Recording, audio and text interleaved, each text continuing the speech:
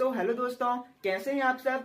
आज हम सीखेंगे 7 का विभाजक नियम, है ना। तो चलिए शुरू करते हैं। 7 का विभाजक नियम क्या है। यदि दी गई संख्या के इकाई का अंक का दोगुना कर बाकी संख्या में से घटाने पर प्राप्त संख्या 7 से विभाजित हो जाती है तो उस संख्या में 7 का पूरा पूरा भाग चला जाता है ना। 7 का नियम क्या होता है, सबसे पहले हमें क्या करना पड़ता है, इकाई का अंक का दोगुना कर, है ना। मान लो हमारे पास कोई संख्या दी हुई है और उस संख्या का इकाई वाला अंक क्या है, 4 है। क्या है, 4। तो सबसे पहले हमें क्या करना है, 4 का दोगुना करना है। 4 का दोगुना क्या हो जाएगा, 8, है ना। और 8 को क्या करना है, फिर बाकी की संख्या में से घटाने पर, अगर 8 को बाकी की संख्या से घटाने पर वह संख्या 7 से विभाजित हो रही है तो उस संख्या में 7 का पूरा पूरा भाग चला जाएगा, है ना। चलिए इसे हम कुछ उदाहरण से समझते हैं। 7 का नियम क्या होता है, थोड़ा सा अलग होता है ना। ये इसे उदाहरण से समझते हैं तो आपको और अच्छे समझ में आएगा।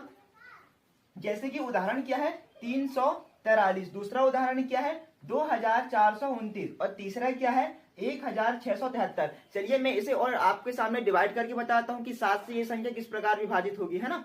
तो जैसे कि हमारे पास दो उदाहरण क्या दिए हुए हैं, 343 और 2429, है ना। इसमें देखना है कि यह संख्या 7 से विभाजित है या नहीं। तो सबसे पहले हमें क्या करना है, इसका इकाई वाला अंक क्या है, 3। हमें सबसे पहले 3 का दोगुना करना है, मतलब जब हम 3 का दोगुना करेंगे तो हमको क्या मिलेगा, 6, है ना। और 6 को क्या करना, बाकी की संख्या से घटा देना है। जब हम 3 का दुगुना करेंगे तो हमारे पास बाकी की संख्या क्या मिलेगी, 34।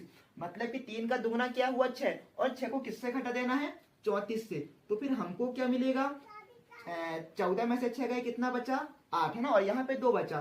तो इस प्रकार ये संख्या क्या मिल रही है हमको, 28। अब हमें इतना तो पता है कि 28 क्या है, 7 से पूर्णतः विभाजित है। मतलब कि 343 जो संख्या है यह पूर्णतः क्या है, 7 से विभाजित। मतलब कि इस संख्या में 7 का पूरा पूरा भाग चला जाएगा। इसी प्रकार अगला उदाहरण क्या हमारा, अभी भी क्या करना हमको, इकाई के अंक का दोगुना, 4 का दोगुना करेंगे तो क्या मिलेगा, 8। और 8 को क्या करना, बाकी की संख्या से घटाना, है ना। मतलब कि 8 को फिर हम किससे घटाएंगे, 22 से।